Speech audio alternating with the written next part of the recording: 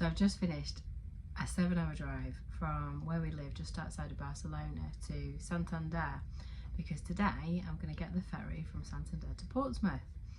So yeah, it took me, I left the house at like 9:15 this morning, Spain time. It's now 5:45 and we're going to set sail at 6:30. It's quite a long crossing, it's overnight, and then we're going to get into Portsmouth at 9 PM UK time tomorrow, all being well. This is my first, well, this is probably my second time on a ferry. I vaguely remember going on a ferry when I went to Ireland with my grandparents when I was maybe 9 or 10, but I haven't been on one since, so a new experience for me. And it's a solo trip, so I'm here on my own. No kids, no husband, nothing. It was fairly easy to get through, so drove in. It's a Wednesday today. They sail on Wednesdays and Sundays. I think the Sunday times are slightly different. And basically I've driven in, we've gone through security, so I've shown them my passport, they've given me a boarding card, and then the security, the police have asked me to open my boot, they've checked the car, all good. And then I've driven around, waited in a queue for not long.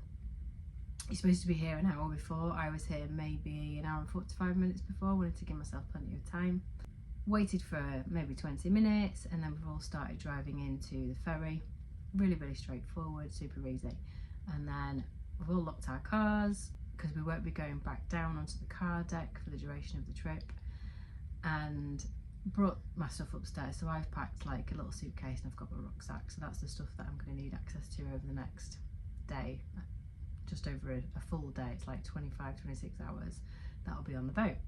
So I'll give you a quick tour around my cabin. I've got a 4-berth cabin. I actually don't know if they do less berths on this particular ship, which is the Santander, but it was the only one that was available when I booked it. So I paid around £500 for obviously the crossing, the car, and the 4-berth cabin. But you can pay less than that, particularly if you're a foot passenger. And it's going to be less at different times of the year as well. So I'll give you a quick show around the cabin, have a quick look around the cabin, and gives you an idea about what we've got. So I haven't got a window. First things first. It you know, very nice, but it's not real.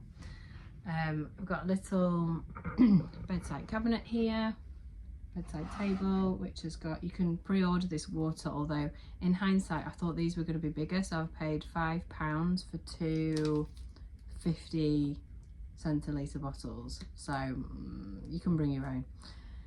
And then we've got plugs, we've got European, USB and UK as well, which is awesome. So there's room for 4 people to sleep in here, and you've got basically 2 at the top, 2 at the bottom. So the 3 of them are up. You can see that that one is down, and then we've got one above it, and then basically the same on the other side. So it's going to be a bit crowded if you've got 4 people in there, but it is completely doable. And then we've got a TV, haven't turned that on yet. Little dressing table. I've got my trusty umbrella because you never know, I am going to the UK after all. And then here we've got a little wardrobe, so I've just got my coat in there at the moment, and then there's a couple of hangers with a bit of hanging space. And then if we go into the bathroom, you can see that we've got a nice mirror, sink, toilet and a shower, and a couple of towels. So basically the stuff that you need. There's also aircon and heating. I've just turned it down because it's quite warm in here, so we'll see how that goes, if it's going to be too cold, too warm, whatever. But yeah, that's the little cabin for me, absolutely perfect. If there was 2 or 3 more people in here, I think it might get a little bit crowded, but hey, you're not going to spend all your time in the cabin, right? You're just going to sleep here. Good first impressions overall. So we set off on time. Actually it was a couple of minutes before 6:30. You can see the sun's just going down now. It's a bit breezy now, we're out at sea, but what a beautiful sunset we've got.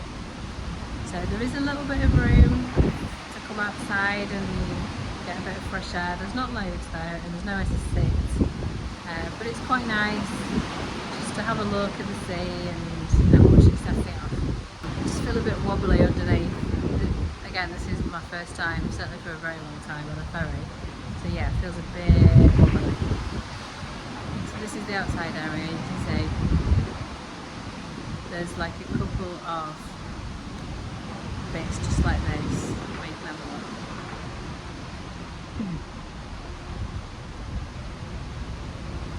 It's not really for hanging out. It's just another option whilst you're spending a day on a ferry. You can see the lifeboats here as well.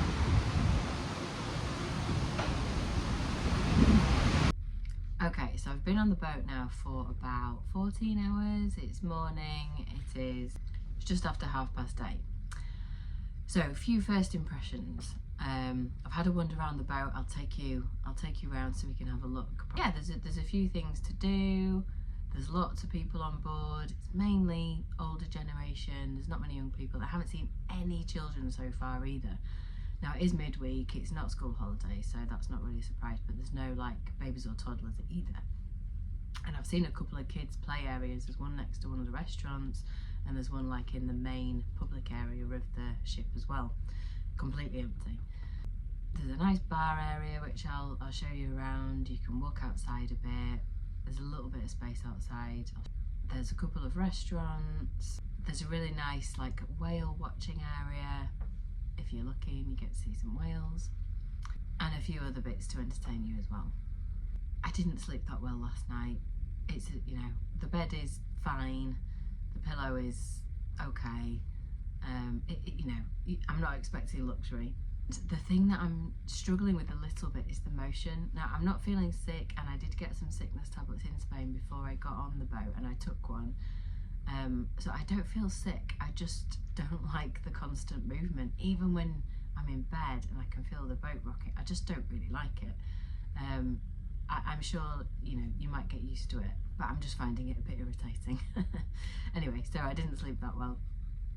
I'm going to go and find some breakfast options and try and get some better Wi-Fi signal. Now, I've paid for the Wi-Fi, which is like for 40 hours, so it's for the whole time that you're going to be on the boat, and it was €25, and it is shocking. It's terrible. First of all, trying to get onto it and trying to work out how to do it is a little bit tricky, but secondly, in my cabin it is so slow. So it says that you can use it for streaming, downloading, all that kind of stuff, and obviously, you know, I need it to upload videos. I haven't been able to do that this morning. I wasn't able to do anything last night either. It just keeps ticking over and over and over and not actually getting to the point that you need it to. So I'm hoping that if I move to a different part on the ship, then it will be a bit better, but let's see. I also had a shower in the bathroom, which was a bit weird with the motion, but actually it was absolutely fine. The shower was actually not bad at all. Just got to be careful not to get water all over the bathroom. It's a bit of a wet room.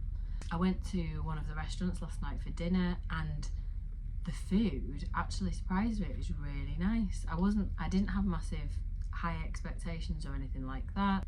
It wasn't cheap. I went in the Azul restaurant, and they have like a bit of a buffet, which is kind of your cold meats. There's a few different salads. There were some prawns and a few other bits, bread rolls, that kind of thing.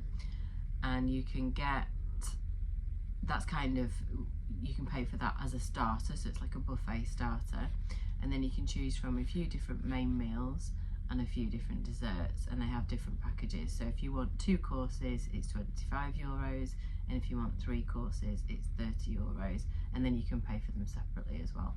I had the lamb, which was very, very nice, surprisingly good on some lentils, followed by some profiteroles.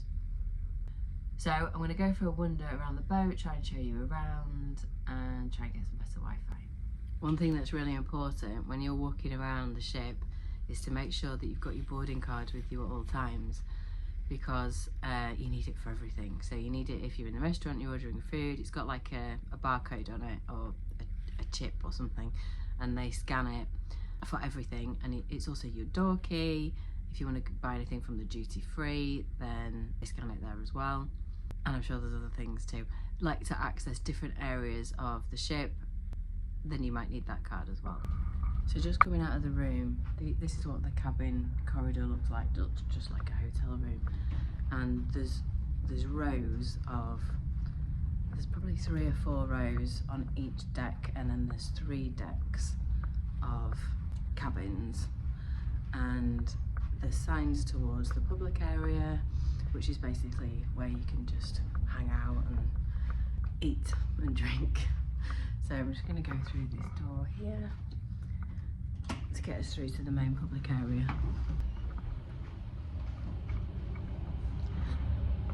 And then we need to go downstairs because I'm on deck 9. I'm going to go down to deck 8 and then deck 7. And that's where the public areas are, on deck 8 and 7. You can get outside by going on deck 8. Just found a little reading lounge, so I thought I'd bring you in here just to have a quick look. Just some really nice comfortable chairs.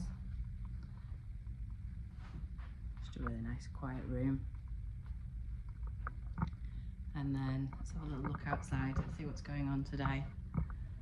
Lots of sea. Can I see a bit of land over there maybe? I'm not sure what that is. I don't really know where we are at the moment, if I'm honest. So yeah, nice little room there. And then we'll go out into the bar area, which looks pretty quiet at the moment, as you would expect at 8 in the morning.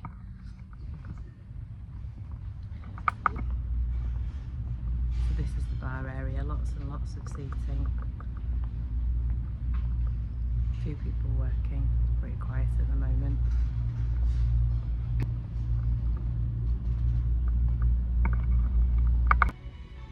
This is one of the kids' play areas that I was talking about. So it's on the side of the ship. And they've got like an interactive screen with some games. Got some music on. Another screen here that they can play with. So it looks like they've got, I don't know, a few different games that you can play. Decorative walls. Nice view out to sea. Oh, that's the deck that you can see there. That's the deck that you can go on outside. So if you fancy a little walk outside, you can get a bit of fresh air and see what's going on. And there's a little boat to play on, very nice. Kids would love that, really cool. And like an abacus, little maths game, a few rules there as well. One thing that I've noticed is that all the announcements are in English, French and Spanish, but when you're approached by somebody like at duty free or in a restaurant, they speak to you in French. I don't know why I'm surprised about that, because we're going from Spain to England, but yeah, they speak to you in French. So yeah, that's the kids' play area, which I think is pretty cool. My 2 would love that. They'd have a good time in there. This is La Taberna restaurant.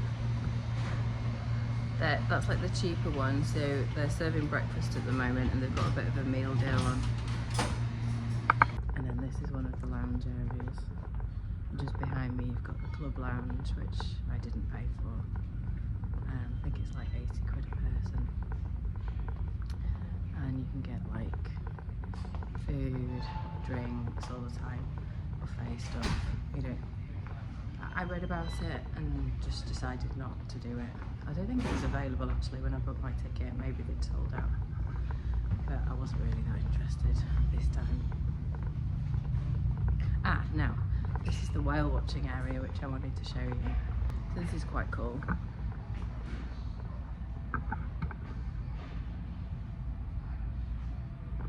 So a bit of information about whales, about the ship, and there's a little whale seat that you can sit on if you want to do some whale watching. Bit of information on the walls about what to expect, and then here you've got like an interactive touch screen which gives you some information about the boat and just some about the heritage and history and that kind of thing. So that's quite cool. So maybe pop down here later and see if there's any whales out. I can't see any at the moment. I see another ship out there. And then over on the other side there's an arts and culture hub, I'm going to call it. Another touch screen with some information on there. Bit of entertainment, bit of something to do if you're feeling a bit bored. And a sculpture.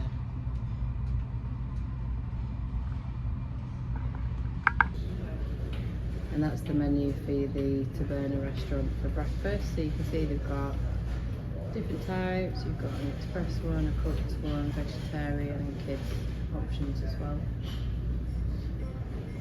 So this is the cheaper restaurant. I'm going to go downstairs now to deck 7. I really have to focus on what I'm doing with my feet because I still feel really wobbly. Not enjoying that. So I'm going down to deck 7, which is where the Ethel restaurant is, and more sort of lounge areas. And this is where you can go out onto the deck as well. Oh, and then you've got the duty free here too. So that's a duty free there. It's not open at the moment. And there's a little shop where you can get things. So this is the menu for the Ethel restaurant. This is breakfast. So you've got similar options but more expensive. And then the wine list, which I assume is up all day. It's still not even 9 o'clock. And then the opening hours as well. So after seeing the prices of the Ethel restaurant and having eaten there the night before, I decided to go back to the Taberna restaurant, where you can see they've got full English, they've got veggie options on that as well. They had some veggie bacon there, and then they've also got all your continental and fruit options in the Taberna restaurant. That was really average. The eggs were like not fresh scrambled eggs. They were like, you know, like powdered ones, I presume, that you can get. The sausages were inedible. Could not eat them. Everything else was average.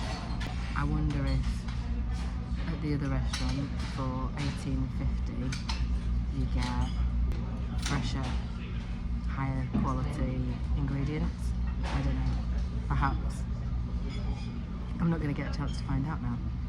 So I ate in that restaurant last night, it was very nice. This one, the cheaper one, not so good. I've just come out of my cabin and realised there's a whole other deck that I haven't been to yet. As you can probably tell, I'm outside. So this is deck 10, which is the sun deck. And it is sunny. I haven't brought my coat, so it's a little bit chilly and obviously quite windy. But it's nice, it's very pleasant. It's not raining, so obviously that helps. You can see there's lots of places to sit. There's a few people around the other side there. A few people having a little walk, doing some exercise. There's a whole area there which we can't go in, but there's a lot of space to walk around right down the end of the ship. Just going to go for a little wander down there. Obviously, you can see that there's lots of viewing to be done of the sea. That's in Wales still. I don't know if I'm supposed to be able to see any today or not. Need to check in on that. It'll be fun for the kids out here as well if you are bringing kids, because you get to see, like, my son would like this, he'd enjoy it, and my daughter. You can see the actual kind of workings of the ship here, and if you keep walking all the way around, quite a bit of water on the floor.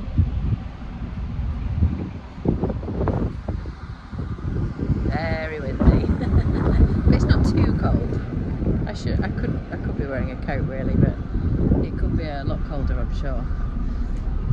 And there's a couple of bits to go on here, so I can go down these stairs.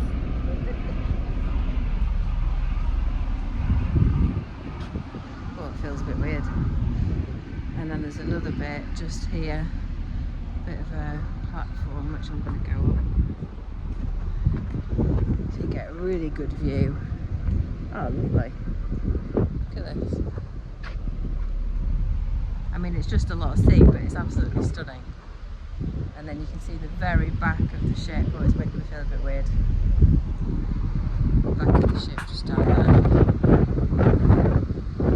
I don't fancy standing right on the end there.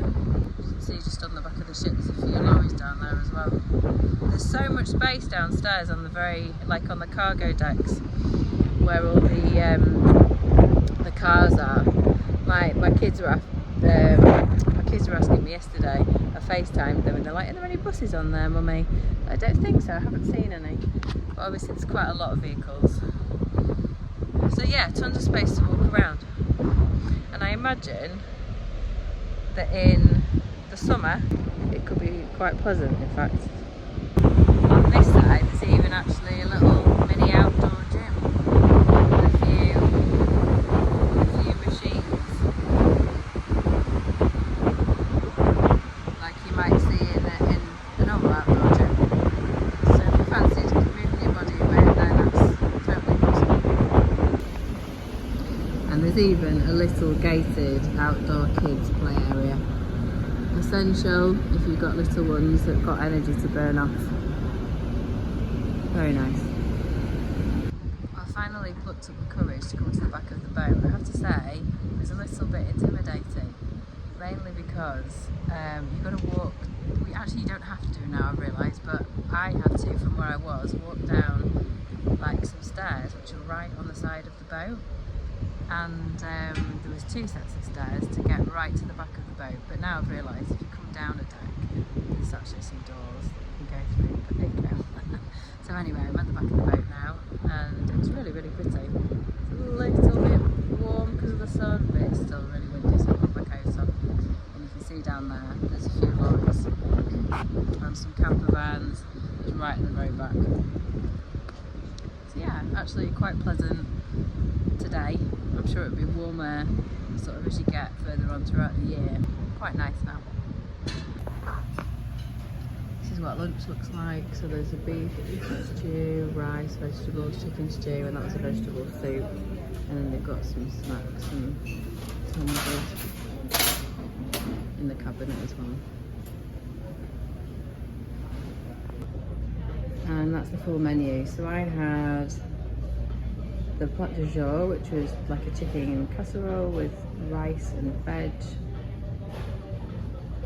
and a chocolate cookie. And this restaurant has redeemed itself on that. The chicken was actually really nice, so was the rice, so was the veg, really tasty, and the cookie was nice too. Still like ridiculously expensive, nearly 20 euros for that and a water, but there you go. This is where the cinema lounge is, so this is the entrance. You have to pay to go in. And this is what it costs for adults, kids and families, and they've got current films on. You can see a couple here, Mufasa. So that's it, I've shown you most of the boat now. I've just come back to the reading lounge to have a bit of quiet time, and I've just sat down on one of the chairs and realised that I don't feel wobbly for the first time in quite a while, so maybe this is the place to be. Maybe we've slowed down, I've no idea. So I've shown you most of the boat. There's 1 or 2 rooms that I haven't showed you. I haven't shown you the Athol restaurant, and I haven't shown you I can't remember what the name for it is now, but it's basically a place where you can sit. Like if you don't have a cabin, you can book a seat in this room. So it's a nice, I'll try and find a picture of it for you. It's a nice little room. It was dark when I went past at about 8:30, so perhaps they dimmed the lights so people can sleep in there. And you need access, so you have access with your boarding card. I don't have that because I haven't booked a seat in there. I'll try and show you the car decks as well when we go back down. But overall, yeah, it's been a good experience. I would say it is quite expensive, but obviously you're paying for various things. You're paying to bring a car, or I have in my case. I've paid for a cabin, and I've obviously paid for the actual journey itself, £500-ish. You can spend a lot of money on food here if you want to. I noticed a lot of people brought their own. Some people have little refrigerated boxes that they'll have taken to their cabins. One thing I would say is that it might be useful to bring a kettle if you don't have a room that's got a kettle in it. So I think the standard cabins don't have kettles. That would have been really helpful for me, because I love a cup of tea in the morning. So that would be useful to bring if you like a hot drink and you don't want to pay out for them. You can bring like your own milk, even if it's just the UHT milk. But yeah, you can spend an absolute fortune on food if you want to, or bring your own. One of the things that I did ask information, like the customer service people, to do was to print something for me. They couldn't do that. So yeah, I hope that's been useful. My first time on a ferry for a very, very long time, so it's been an interesting experience. I actually don't know what to expect at the other end. I guess there's going to be passport control, customs surely. Then onwards. It was pretty smooth on the other side, so hopefully it'll be smooth getting back to the UK as well. So would I do this again? Not unless I had to. I think that would be my answer. I'd much rather fly. I think it's easier. Of course, there are pros of bringing a car, and that's that you can bring lots of stuff in the car. So for people who like driving over, maybe don't like flying, or just find it more useful, maybe they've got a pet. There are some pets on board. I actually haven't seen any. No, I did see one last night in one of the cabin corridors, a cute little dog. So you can have cabins with pets as well. So obviously that's going to be useful for people who've got pets or want to bring stuff to Spain or back to the UK. But yeah, there are definitely cons as well. I think, as with anybody who's got a monopoly on food, you're paying for it. The quality isn't always there. The Wi-Fi is probably one of the biggest downsides for me. In fact, I'm going to go and ask somebody where the best spot is to get on the ship to get the Wi-Fi, because I haven't been able to upload anything last night or today, so that's not been good, and I've paid €25 for the pleasure of not being able to do so. I can go on social media. I haven't been able to download my emails either, like they just haven't refreshed. I haven't been able to watch anything on Netflix, for example, so I haven't been able to stream anything, and these are all things that you're supposed to be able to do with that level of Wi-Fi, so a little bit disappointing. So yeah, they're my pros and cons for my trip on the Santander from Santander to Portsmouth. Any questions, let me know in the comments. And this is us finally coming into Portsmouth just before 9 PM, bang on time. If you've enjoyed the video, drop me a subscribe, hit follow, hit like. I'm going to quickly show you the car deck. Just going to do a super quick look round where the cars are. It's quite big. You can see it